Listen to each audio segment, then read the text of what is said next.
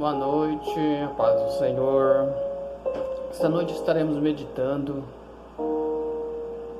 numa palavra que está escrita no livro de aos Romanos, na carta do apóstolo Paulo,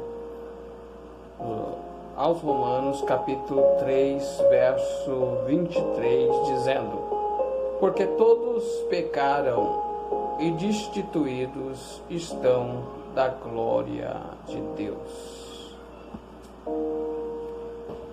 Amados, ao meditar nesse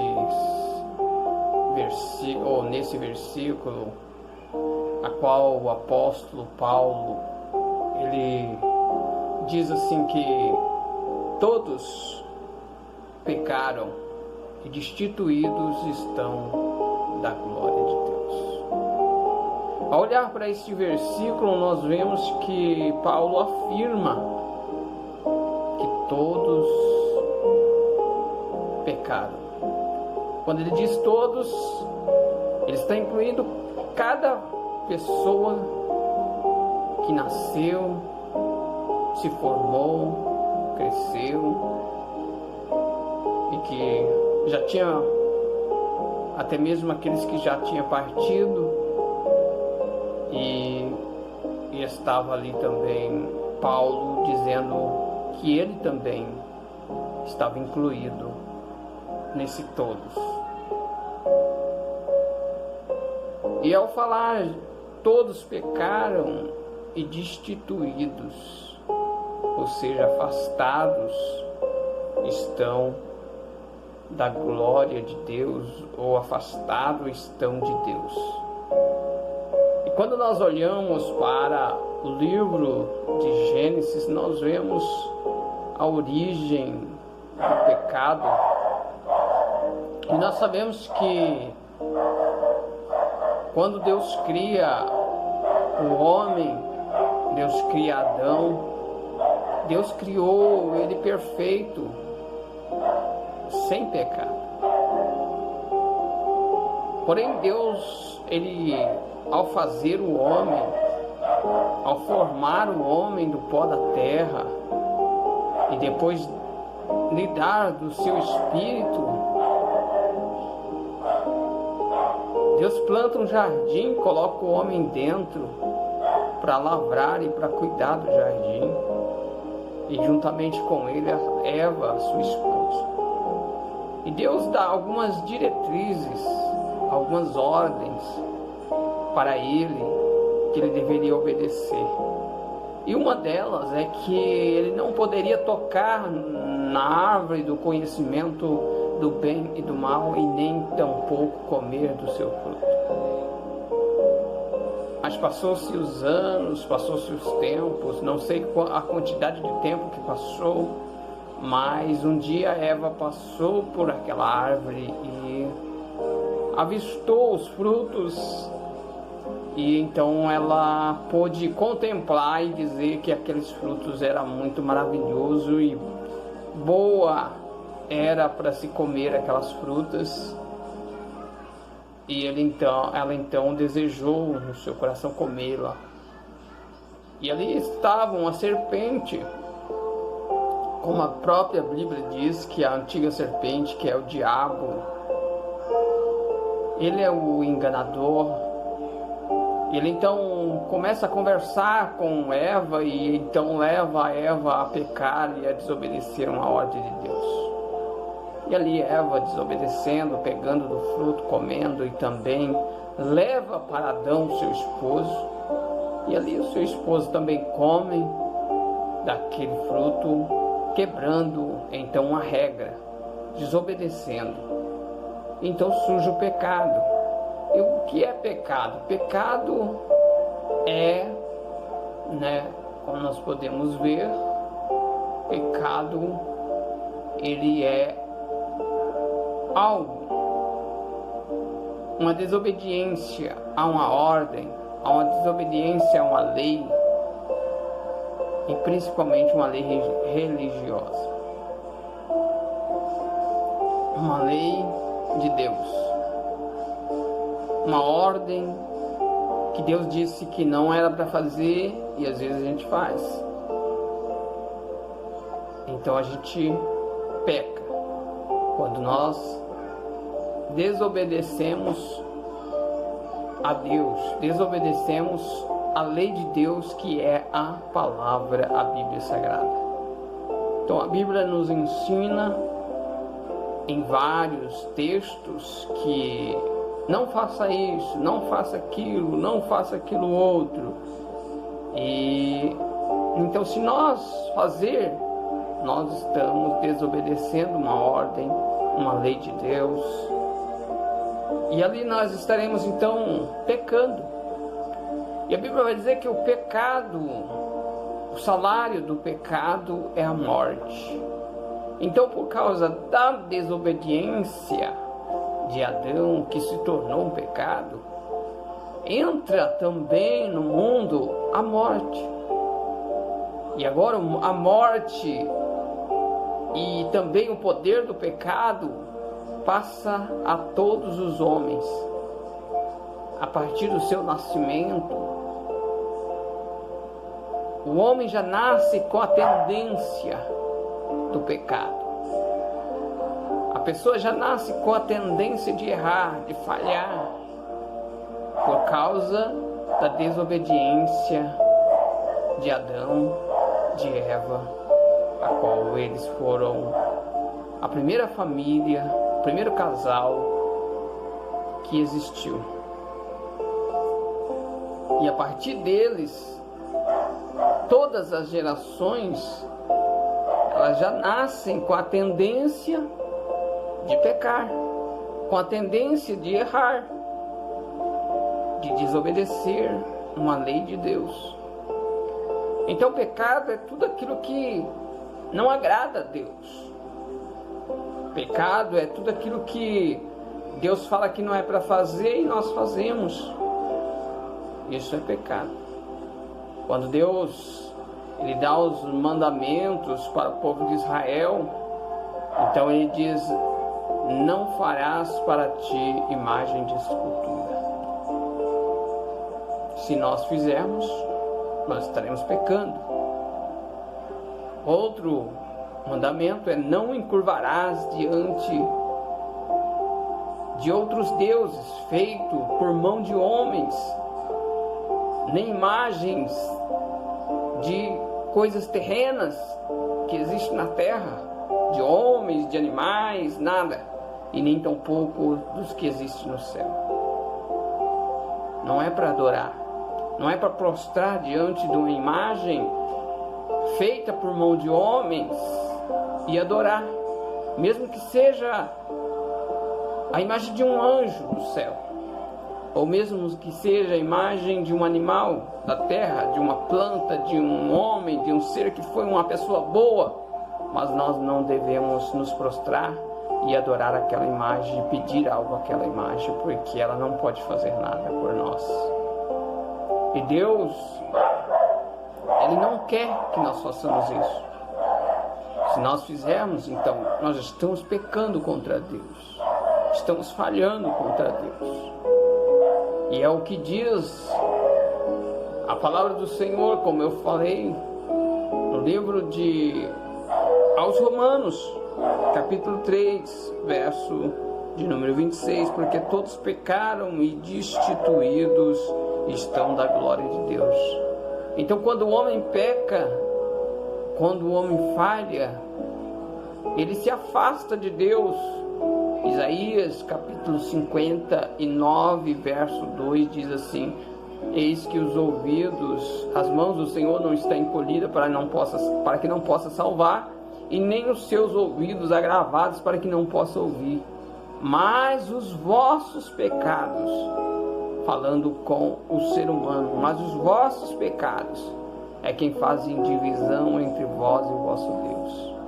Então Deus, Ele tem o prazer de estar perto do ser humano. Deus, Ele tem o prazer de estar junto do ser humano. Mas são os nossos erros, as nossas falhas, os nossos pecados que nos afastam nós de Deus. Existe um versículo da palavra de Deus que diz assim: não ameis o mundo, e nem o que no mundo há. Porque quem ama o mundo e as coisas que nele há, ele se afasta de Deus, é inimigo de Deus. Então, quando nós amamos o pecado, quando nós amamos praticar o pecado, nós estamos nos constituindo inimigos de Deus.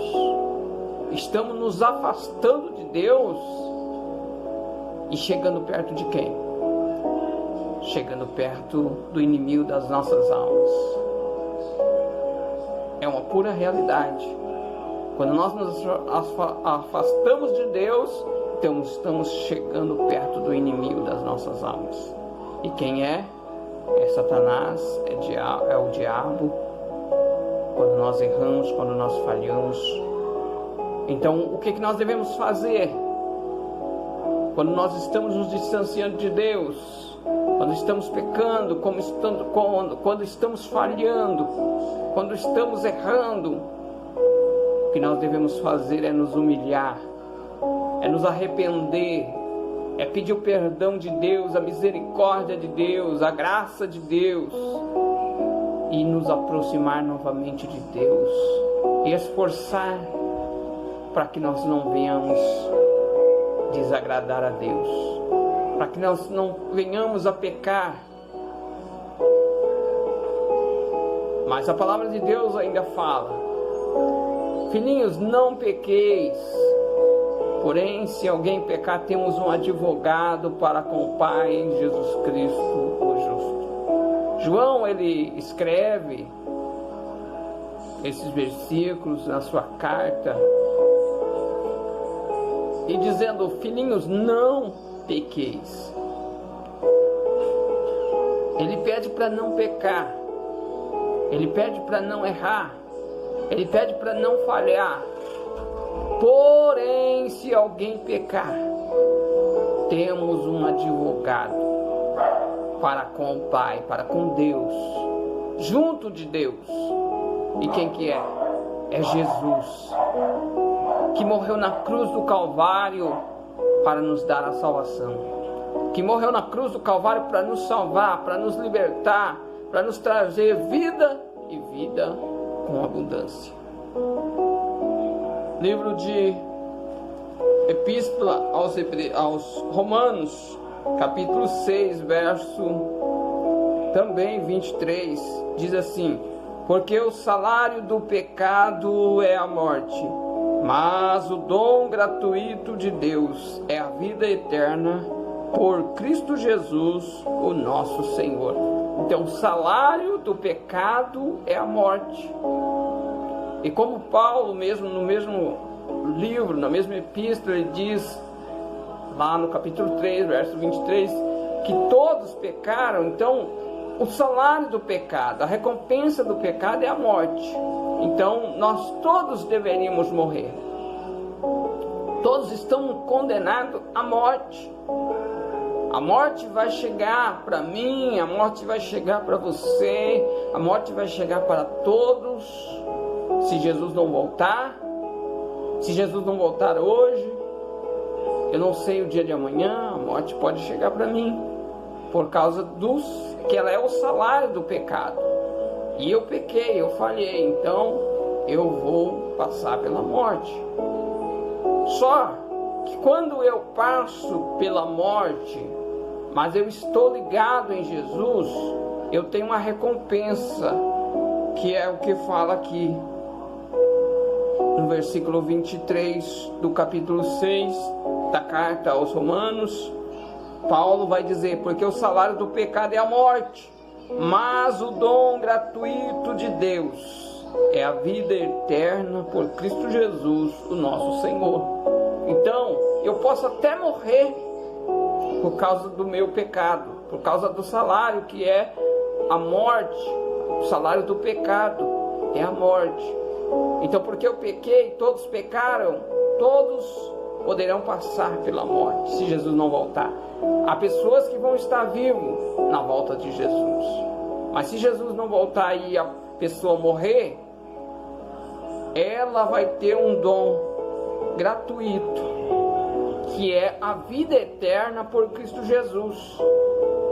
Quando Jesus morre na cruz do Calvário, Ele paga o preço para que nós não sejamos condenados ao inferno, para que nós não sejamos condenados a uma condenação eterna. Então Jesus morre e nós então temos a salvação quando nós acreditamos nele, quando nós acreditamos no sacrifício dele, quando nós entregamos o nosso coração, quando nós entregamos a nossa vida, como diz em João, capítulo de número 1, João, Evangelho de João, capítulo 1, versículo de número 12, versículo de número 11 e 12, vai dizer assim,